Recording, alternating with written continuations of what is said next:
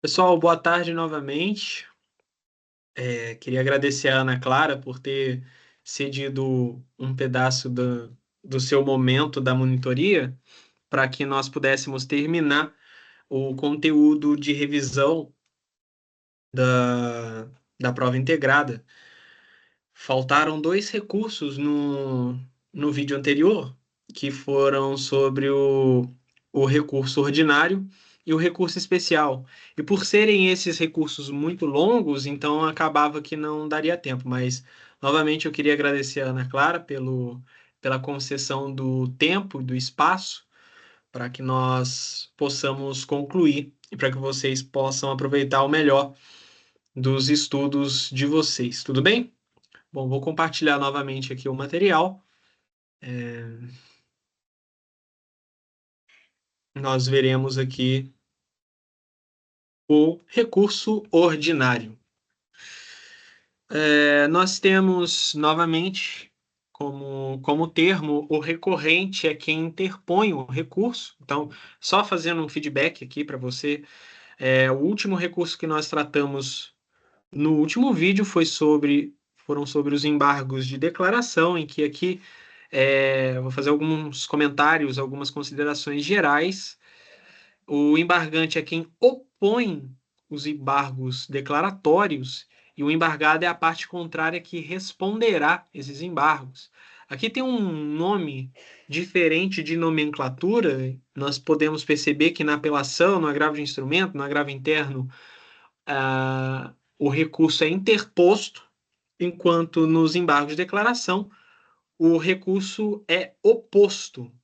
Ele, no caso, é oposto contra qualquer decisão judicial e vai esclarecer obscuridade, eliminar contradição, suprimir omissão ou corrigir erro material. Então, as palavras-chave são obscuridade, contradição, omissão ou erro material. Tudo bem? Prazo de 5 dias. Resposta no mesmo prazo. Dispensa-se o preparo para oposição de embargos declaratórios e, e os elementos que o embargante suscitou deverão sempre ser incluídos em acórdão. Isso muito visando o pré-questionamento nos tribunais superiores. Tudo bem? E então, dando continuidade, nós verificamos sobre o recurso ordinário. E aqui, novamente, nós teremos a interposição do recurso ordinário, onde o recorrente é quem interpõe o recurso e o recorrido é a parte contrária que responderá. Novamente, não necessariamente o recorrente é o autor da ação e o recorrido o que responderá. Tudo bem? Isso aqui você vai entender na seguinte situação. Porque o cabimento é contra decisões do TRF, Tribunal Regional Federal, dos Tribunais de Justiça e dos Tribunais Superiores, perdão. Ou seja, contra as decisões dos TRFs, dos TJs e dos Tribunais Superiores. Tribunais Superiores, convém dizer também, é que nós estamos incluindo, por exemplo, o TSE, Tribunal Superior Eleitoral, o STM, o Superior Tribunal Militar, enfim, não só o STJ ou o STF. Tudo bem? Quanto aos temas, o STF julgará recurso ordinário contra decisões denegatórias dos mandados de segurança, habeas data e mandados de injunção proferidos em única instância pelos tribunais superiores. Aqui são então, naquelas questões que são de competência do STF. E o STJ julgará recurso ordinário contra decisões denegatórias do mandado de segurança decidido em única instância pelos TRFs ou TJs ou em processos que têm de um lado o Estado estrangeiro e de outro o município ou pessoa residente no Brasil. Então vamos lá, exemplo prático. O sujeito impetrou o mandato de segurança e contra um órgão público. Vou dar um exemplo que eu já vi em estágio. O sujeito impetrou o mandado de segurança, questionando um edital de concurso público de um órgão específico daqui da região do Vale do Paraíba. Tudo bem? Vamos supor que nesse processo tenha saído alguma decisão, algum julgamento que denegou o mandado de segurança. Denegar é que ele não foi aceito, não passou. Ali é cabível recurso ordinário. Então, esse recurso ordinário ele será remetido e será julgado pelo STJ, nesse caso.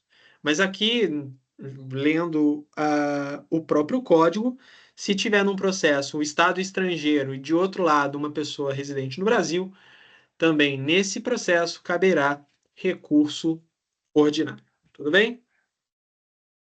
E aqui está um dos exemplos do artigo 1015, inciso 13, que é onde caberá agravo de instrumento em decisão interlocutória cujo a possibilidade não estava no rol taxativo do artigo 1015. Na verdade, ele está no rol taxativo, mas de forma indireta em outro local do próprio código. Nesse caso, aplica-se requisitos de admissibilidade na possibilidade anterior. Então, aqui você vai ter que analisar os requisitos de admissibilidade deste recurso e vai ter prazo legal de 15 dias para contrarrazões. E, finalmente, chegamos no recurso especial, que convém até mesmo colocarmos aqui uma barra e fazer um adendo que também se trata, bem parecidamente, do recurso extraordinário. Num primeiro ponto, no que se trata da Constituição Federal, porque tanto o recurso especial quanto o recurso extraordinário, o seu cabimento vai estar especificado aqui na Constituição Federal, vai estar aqui no artigo 105, inciso 3 da Constituição.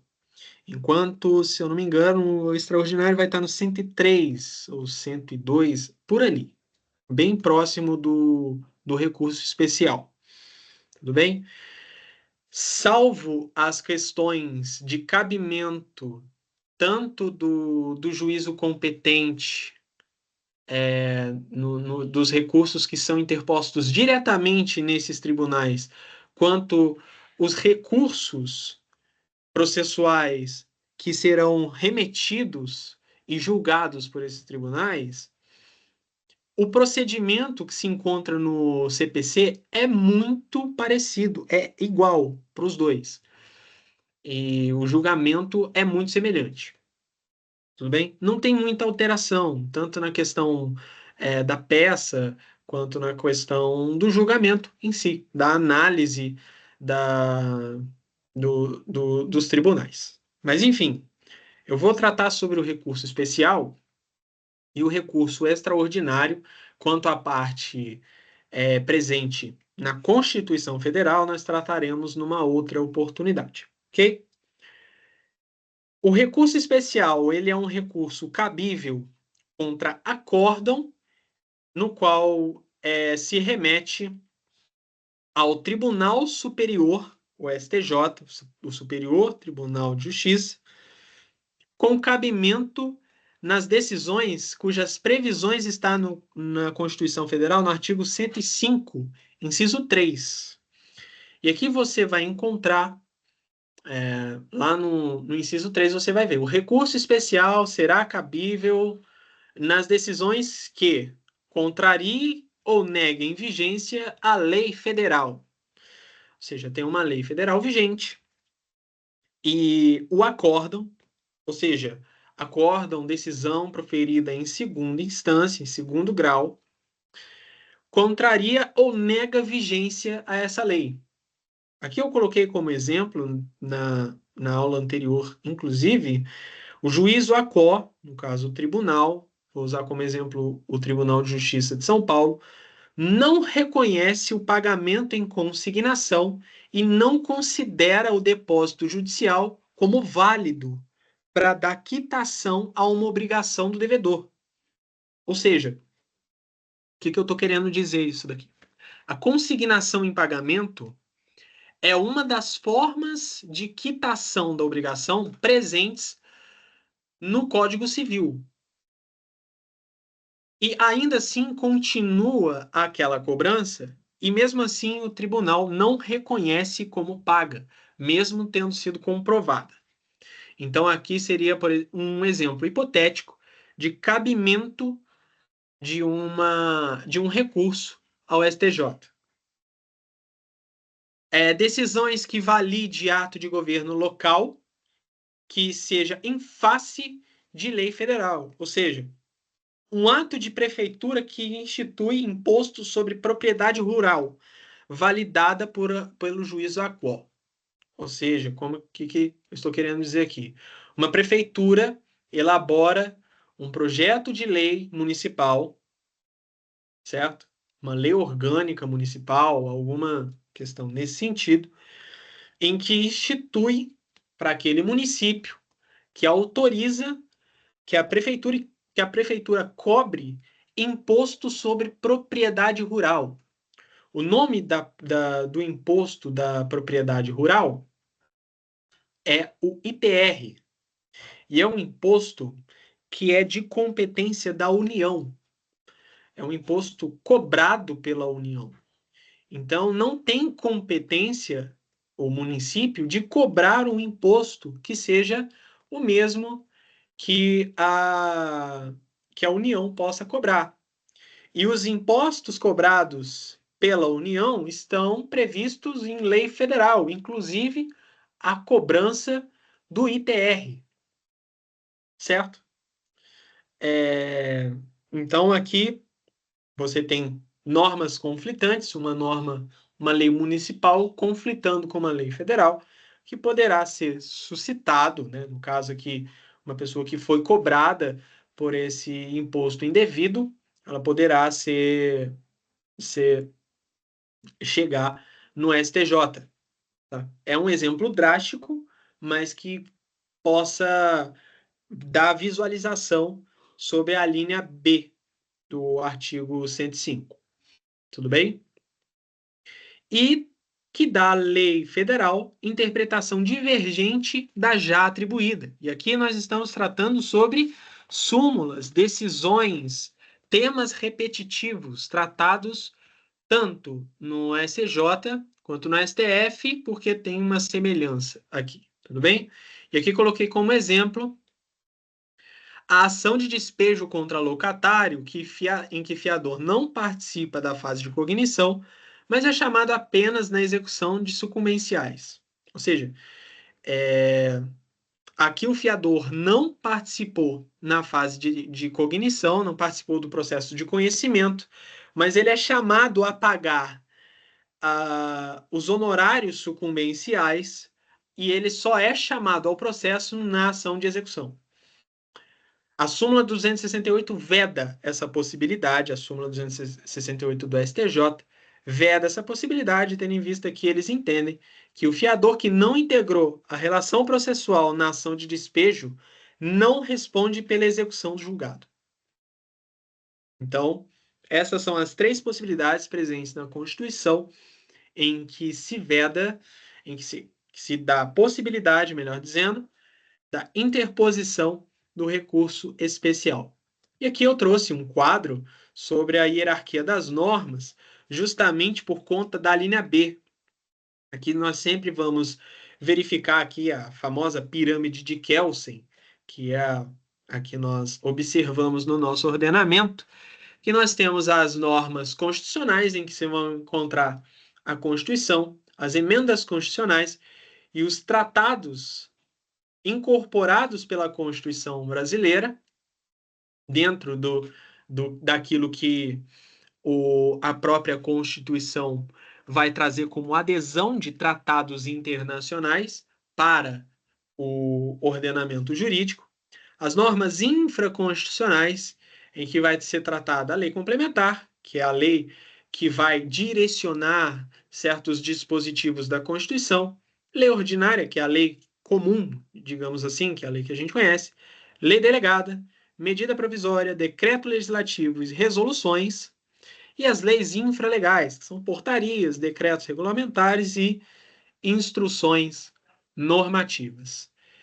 A hierarquia das normas é importante ser consolidada na nossa cabeça, justamente porque ela faz parte de um dos requisitos de uma das situações em que se autoriza a interposição de recurso especial. E com o esgotamento das vias ordinárias judiciais, o recurso especial ele não vem para que seja reconhecida diretamente a injustiça do caso. Ou seja, o que compensa dizermos? O recurso especial é o recurso destinado à apreciação do direito, daquilo que se trata sobre direito, não sobre a causa. A aplicação sobre a causa vai vir de forma secundária e de forma lógica. Porque ao analisar o direito e ser entendido como que o julgamento foi equivocado, automaticamente, com a devolução, aquele julgamento deverá ser refeito, baseado naquela norma, naquele novo julgado, e assim terá uma alteração no direito, mas não é terá uma alteração no caso, né, no resultado do caso, melhor dizendo, mas não é o objetivo, o cerne principal. Não é como se fosse nas decisões proferidas em acórdãos de segunda instância. Aqui nós verificamos, então, quanto ao caráter bifronte do recurso especial. Porque aqui vai tratar da aplicação incorreta, primeiro, da aplicação incorreta do direito, primeiramente, para depois você fazer o juízo do valor da situação e do caso concreto. Então, nesse sentido, o grande lance do recurso especial é o controle da legalidade, é o exercício do controle de legalidade das decisões judiciais, no caso do recurso especial, da competência da Justiça Estadual e da Justiça Federal. Então, aqui nós estamos falando de justiça comum. As decisões que versem sobre constitucionalidade, normas constitucionais, vai ser exercido controle de constitucionalidade pelo Supremo Tribunal Federal. Então, aqui você tem uma diferença. O STJ, portanto, faz o controle de legalidade, enquanto o STF faz o controle de constitucionalidade. Basicamente, nos mesmos instrumentos, como nós veremos aqui pelo CPC, mas as normas em que são objeto e apreciação desses tribunais são diferentes.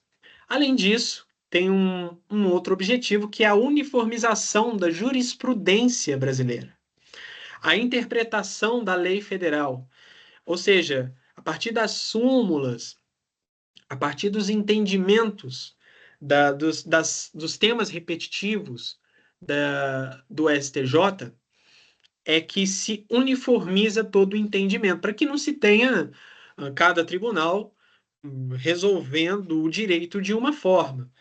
Haja visto que o nosso sistema jurídico não é feito dessa forma, não é feito dessa forma.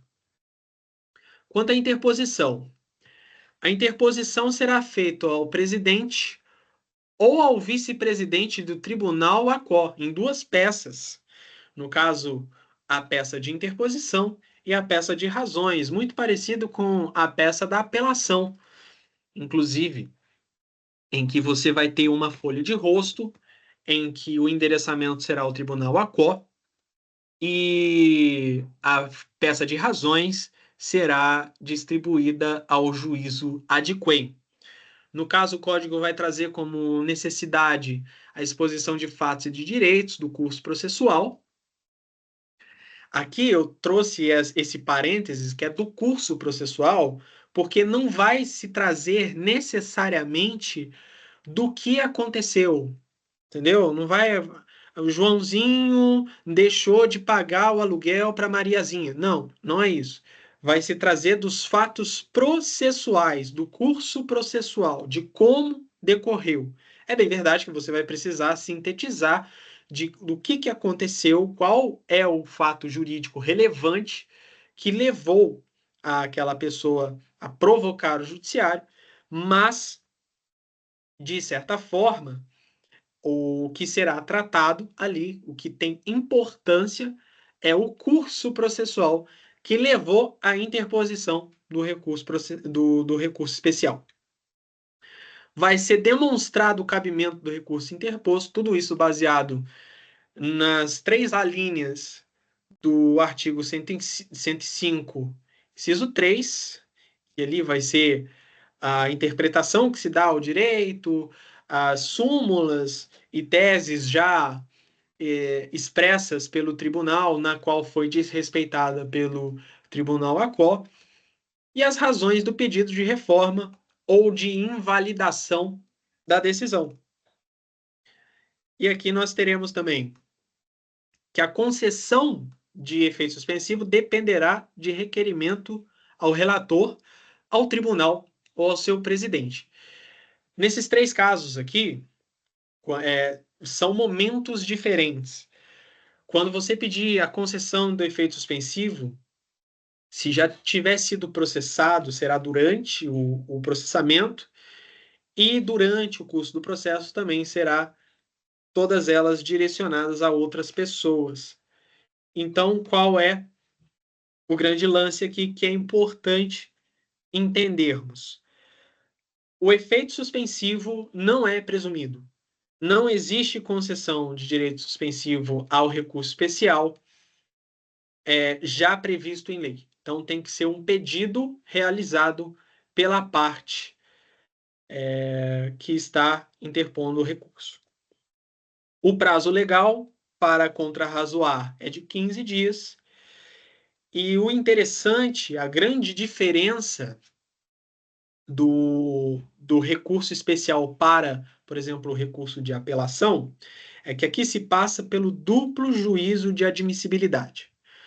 No recurso de apelação, por exemplo, o juízo ACO vai verificar se tem os pressupostos intrínsecos e extrínsecos.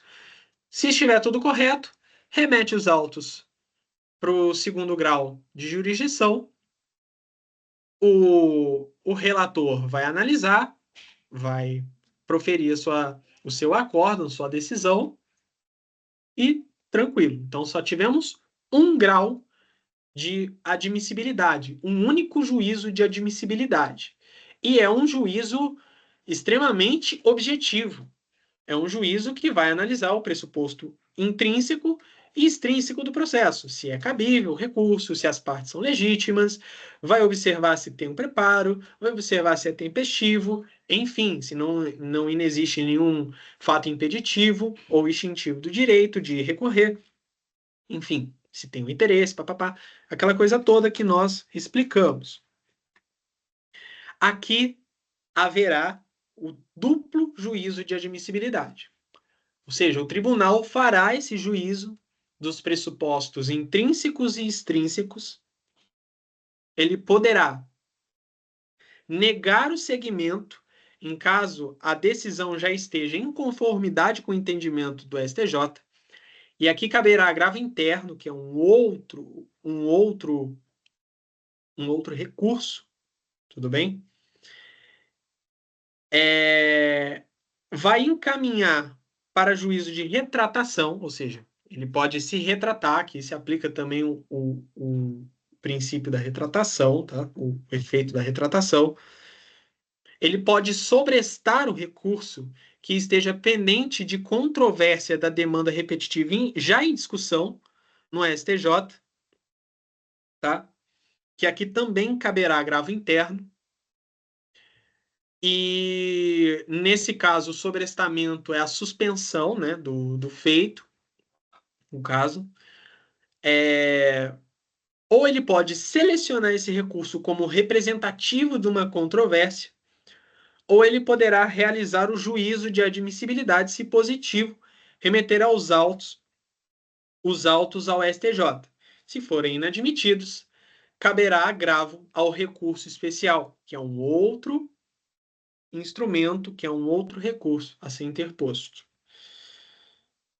Aqui nós tratamos que, quando ele é remetido ao STJ, será realizado um segundo juízo de admissibilidade, em que vai verificar sobre os temas versados se existem outros temas de repercussão geral e sobre a competência dos tribunais naquilo que compete ao STF ou ao STJ. Se admitidos, o STJ julgará o processo, dando aplicação do direito, e os temas de repercussão geral, as súmulas valerão como acordo. Então, assim, nós encerramos a questão dos recursos. Eu vi que a Ana Clara Eu levantou. levantei.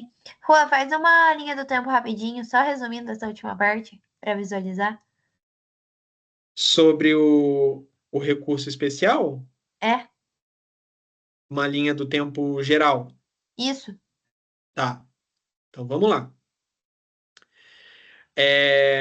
O recurso especial, ele tem previsão legal tanto na Constituição Federal quanto no CPC. Então, ele é cabível, o cabimento dele está na Constituição Federal. E o processamento dele está presente no Código de Processo Civil. Então, o que vai acontecer? Eu vou usar os mesmos nomes que o professor Chacon usa. O Alberto entrou com um processo contra o Benedito, lá no primeiro grau. Processo de conhecimento, tudo mais, aquela coisa toda. Foi feita toda a análise do mérito, a fase instrutória, veio a fase decisória, sentença desfavorável ao Alberto. Alberto interpõe agravo de instrumento. No agravo de instrumento, no agravo de instrumento, não, perdão, interpõe apelação contra a decisão, ou a sentença.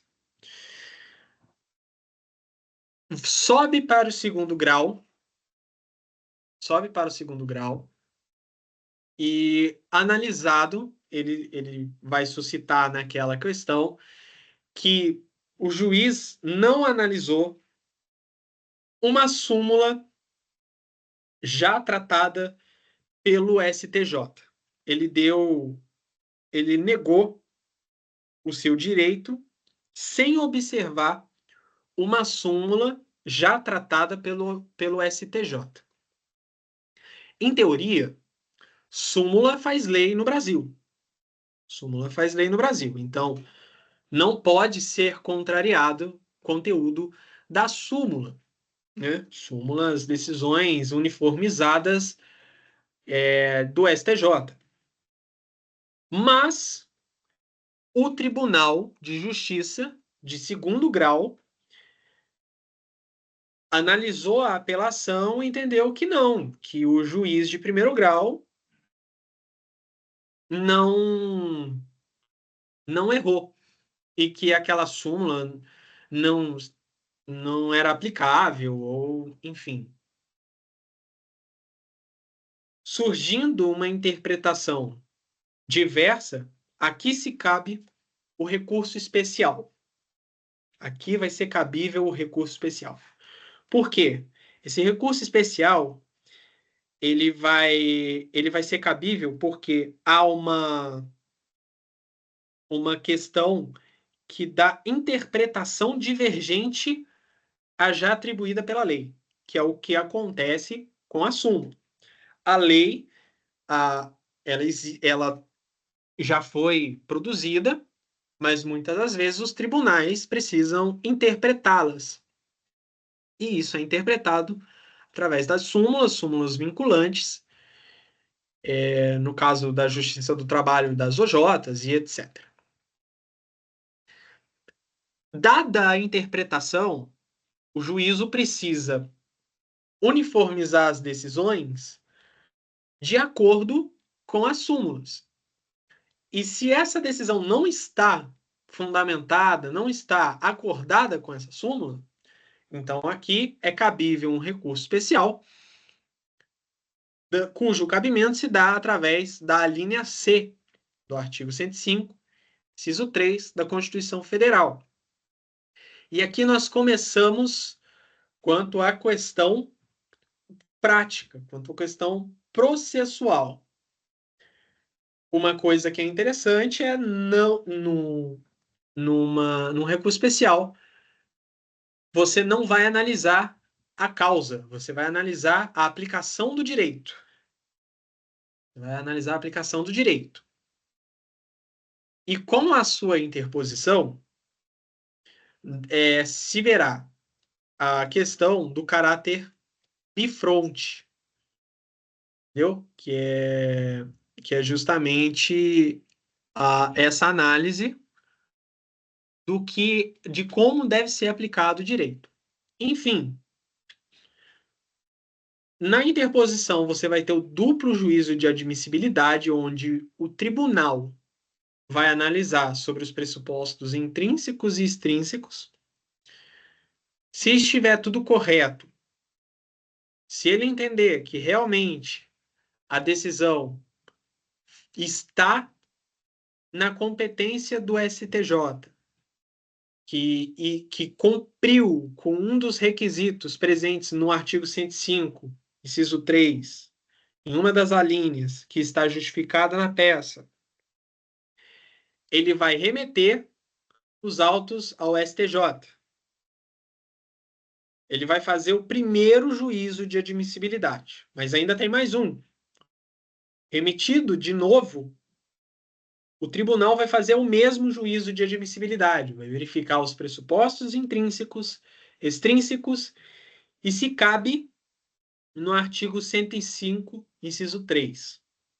Tudo bem? Remetidos os autos, o relator vai verificar os temas versados, se existe também temas de repercussão geral, e sobre a competência, se é do STF ou do STJ. Admitidos, o STJ julgará o processo dando aplicação do direito. Aplicando-se o direito, automaticamente já haverá uma modificação no objetivo daquilo que levou o processo. Aqui você verifica o caráter bifronte. Você não julga a partir dos fatos. Você julga a partir do direito, da aplicação pura do direito. Porque o que aconteceu foi que o direito foi, entre aspas, mal aplicado. Foi aplicado de uma forma equivocada. E, nesse sentido, a reboque você vai modificar aquilo que as partes pretendem. E como último comentário, os temas de repercussão geral, as súmulas valerão como acórdãos. Então, o que é importante saber é justamente sobre o duplo juízo de admissibilidade no julgamento do recurso especial. Tudo bem?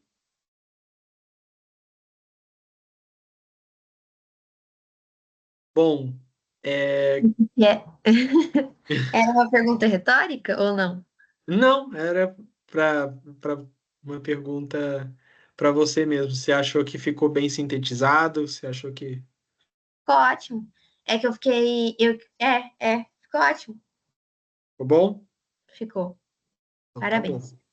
Muito obrigado. Queria te agradecer de novo, Ana Clara, para quem, não sei se o pessoal está vendo aqui, né? Sou meio lerdo às vezes com tecnologia. Vou parar meu compartilhamento agora. Mas a Ana Clara esteve aqui, ela cedeu muito carinhosamente o espaço para que eu pudesse concluir os dois últimos recursos. Agradeço imensamente. E agora vou passar a bola para ela e vou fechar minha câmera, vou acompanhá-la. Na realidade, eu acho que por conta do horário, é interessante só eu passar por cima das questões, até porque eu, como aluna, não gosto de ficar fazendo questões com outra pessoa, isso me confunde. Então, eu vou só abrir aqui o documento, explicar mais ou menos como ele funciona. Depois eu adiciono o gabarito nele, no final de tudo. E vou falar que vai estar disponibilizado lá no grupo. Porque assim a gente não fica aqui dando murro em ponta de faca.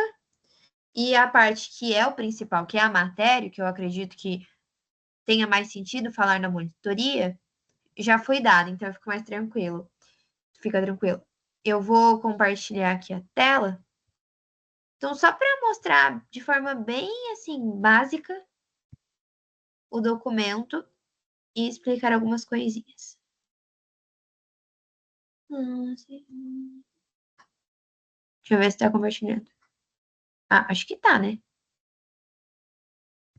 Tá, então vamos lá. Aqui, o que eu fiz? Então, eu tenho 10 questões de múltipla escolha, no estilozinho da prova integrada, sendo duas questões por tema. Então, a gente vai ter teoria geral dos recursos, juízo de admissibilidade, efeitos dos recursos, recurso de apelação, agravo de instrumento. E daí, cada um desses vão ter duas questões.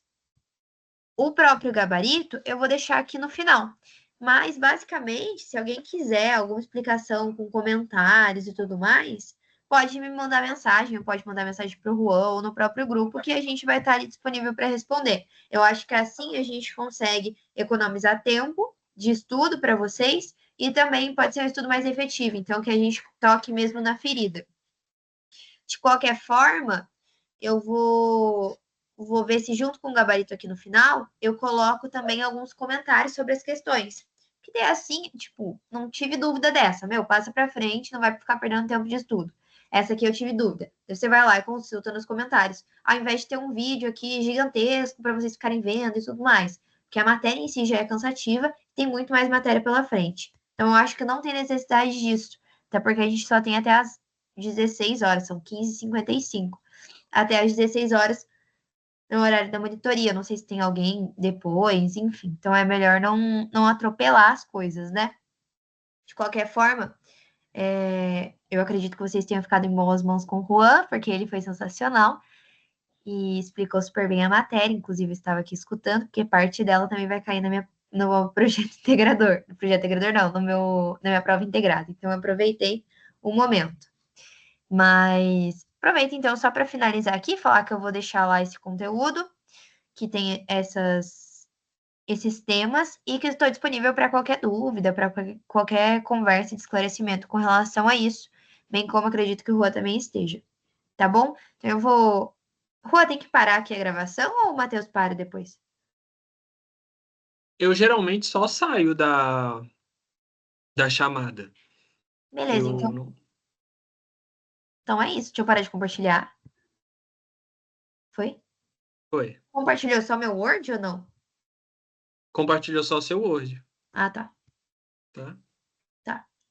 Mas é isso, então. Tchau, tchau, gente. Bons estudos, boa prova integrada para todo mundo.